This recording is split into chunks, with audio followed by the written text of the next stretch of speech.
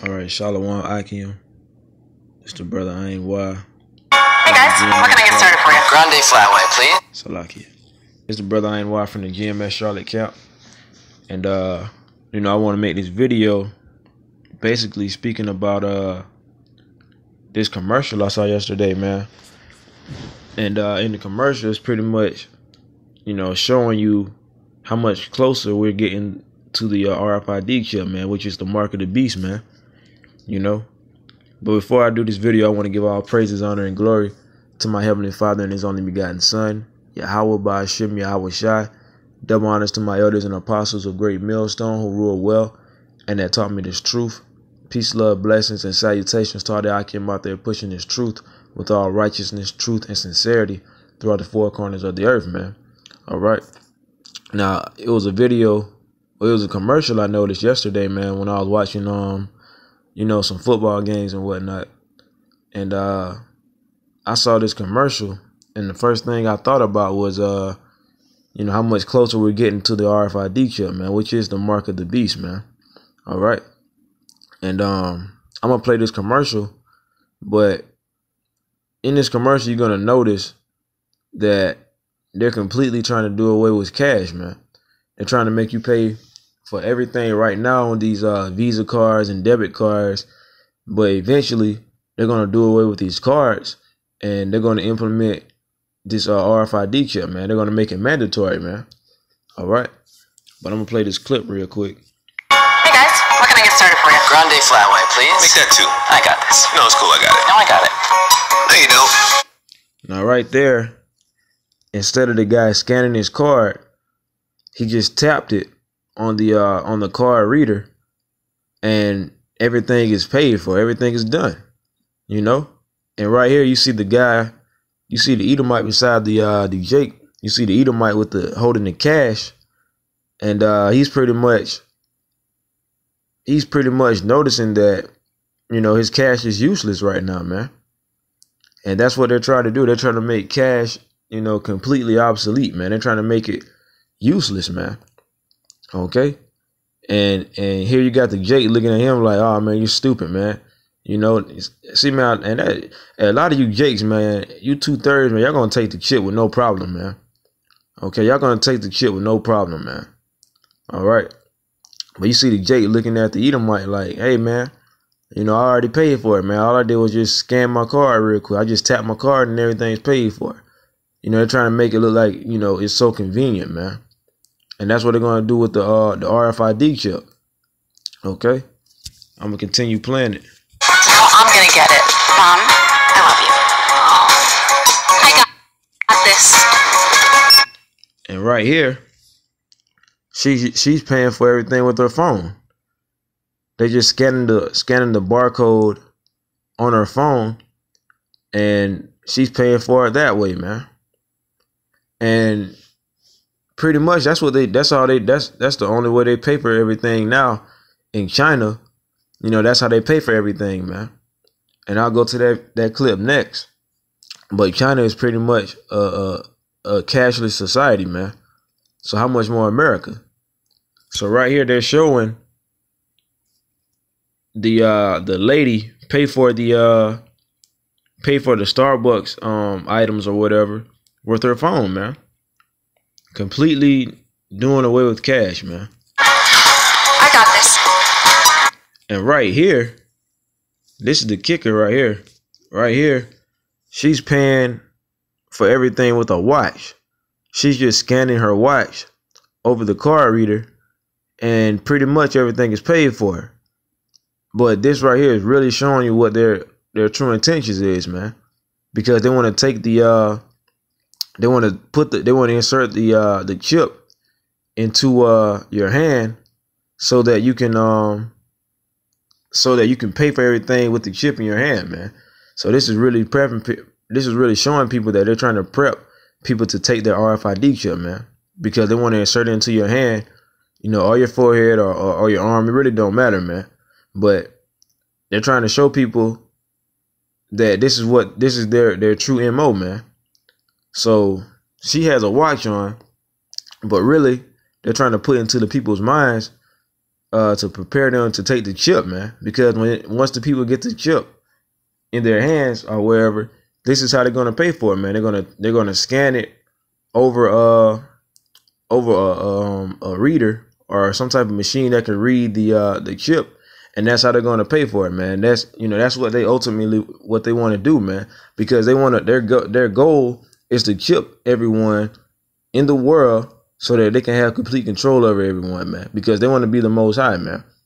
Okay, so that's just a couple of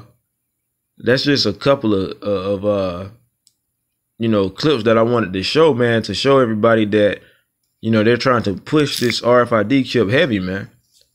And I saw in this right here, I saw this clip right here, man, I'm gonna play.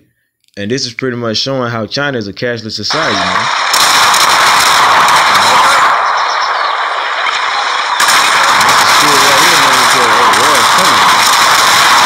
It's about to be all chaos throughout the world, man. The world's coming, man. But I'm gonna play this clip. Clothes in the store to steamed buns. Days of overstuffed wallets in your back pocket or purse might soon come to an end. By 2020, mobile wallets on our smartphones are expected to surpass the use of credit and debit card. Now, he said by 2020, YAHAWASHI is way before 2020, man. Okay. In the U.S., that has already happened in China. Ben Tracy is in Beijing to show us what a nearly cashless society actually looks like. Ben, good morning. Good morning. So when I moved here to China a couple of months ago, I kept getting funny looks every time I would pull cash out of my wallet to pay for things. And then I got one of these. It's a code on my phone, and now I can basically buy anything here in China. When you pay for something, how do you pay for it? Mobile phone.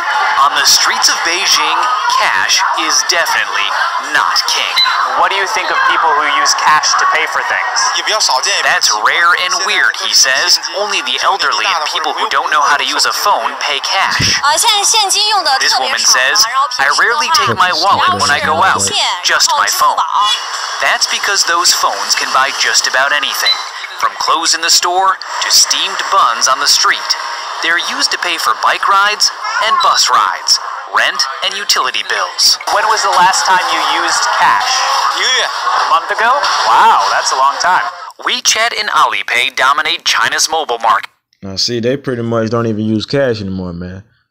And see, that's the thing about these heathens, man. These heathens, man, they're just stupid as hell, man. Anything that the so-called white man comes up with, man, these heathens are going to follow, man, because they're really just supposed to be slaves anyways, man. That's what they were created for, to be our slaves, man. And, they're just stupid as hell, man. You see these simple-ass Moabites on here, man, just stupid as hell, man. They just go with anything that, whoever is ruling in the world, they just go with anything that they say, and they just, they're cool with it, man. They go along with anything without questioning anything, man. These stupid-ass Moabites, man. These stupid-ass heathen, man. And these stupid-ass 2/3 too, man, because the 2/3 are pretty much the heathens on this side, man. And they're going to do the same thing. They're going to go along with anything the so-called white man comes up with. They're going to go right along with it, man, as some fucking stupid-ass, stupid-ass just followers, man. And payments on their platforms totaled more than $5.5 trillion last year, a 200% jump from the year before, and nearly 50 times more than the value of mobile payments in the U.S. One of the big reasons mobile payments have caught on so quickly here in China is because of what most people here don't have in their wallets: credit cards. They basically went from a cash-based society to a cashless one and skipped the step in between. China has leapfrogged the U.S. into going to a cashless society. Andy Mock is an economist in Beijing. He says China's cashless revolution has happened in just 3 years, largely thanks to these things called QR codes. You simply scan them with your phone to pay. Nearly every business and person has one. From the farmer's market to the musician on the street playing for a mobile tip. You can give a homeless person money with your phone. You would never see that in the U.S. All you have to do is scan that code to transfer money, and it really is ubiquitous. And see, China, they're more advanced than America anyways, man. So that's why they already have it, man. They're pretty much more advanced than America. But you can bet that America is about to do the same thing, man. They're about to they're about to come into a cashless society as well, man. Because ultimately it's all prophecy anyways, man. You know? But at the same time, you know, China, they're more advanced than the U.S., but you can bet that the U.S. is on the way to doing the same thing, man. Because, you know, just like in those commercials, man, they were showing you, you know, what their goal is, man, what they're trying to push for, man. Okay? In China, from the largest cities, the fanciest hotels, to the most humble street side shacks will all use QR codes.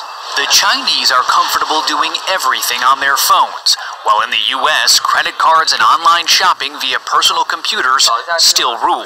These kinds of legacy technologies make any adoption of newer generations of technologies much more slower. So in this sense, I think the U.S. has a little bit of catching up to do. A recent survey found that 40% of Chinese people carry less than $15 on them, but they would never dream of leaving home without this. As one guy told me on the street, you can't achieve anything without your phone. Gail? That guy on the street was very correct. Thank you, Ben Tracy. Didn't you love how he opened the... But yeah, you see a stupid ass nigga woman, man. But yeah, man, you know, they're pretty much getting close to implementing this chip. Well, making it mandatory because the chip is already here, man. So they're getting closer to pretty much, you know, making it mandatory to take this chip, man. You know? But you know, I'm gonna read this scripture real quick. Just to bring it out, man, because I know a lot of people are already familiar with it, man. But I'm gonna just bring out the script about the chip, man. So go to Revelation 13 and 16. And he causeth all, both small and great, rich and poor, free and bond, to receive a mark in their right hand or in their forehead. Verse 17, and that no man might buy or sell, save he that had the mark, or the name of the beast, or the number of his name. It said that no man might buy or sell unless you had the mark, man. The mark is that they're talking about is the mark of the beast, which is the RFID chip, man.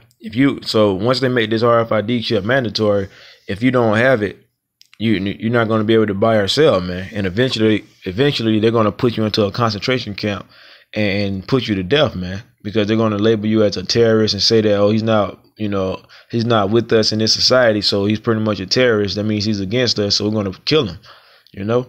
And that's what it's going to all come down to, man. But if you take that chip, you're going to be destroyed, man. You know, the Lord YAHAWASHI, when he returns, man, he's gonna personally destroy you, man. And it's gonna be a sore destruction, man. So hey, we're not gonna take the chip. YAHAWATAZA, Lord willing, not be of the elect, as well as the rest of the sincere brothers who pushing this truth. Lord willing, we be of the elect, because the elect, they ain't taking that chip, man. No matter what is presented to us, what type of situation of death or torture is presented to us, man, we ain't gonna take that chip, man, because we know what happens if we take that chip, man. That's basically saying you bow down to Satan, man. Okay, but hey, man, I hope that was edifying through the spirit and power of YAHAWAH, BAHASHAM, YAHAWASHI. Until next time, I'm gonna say Shalawam.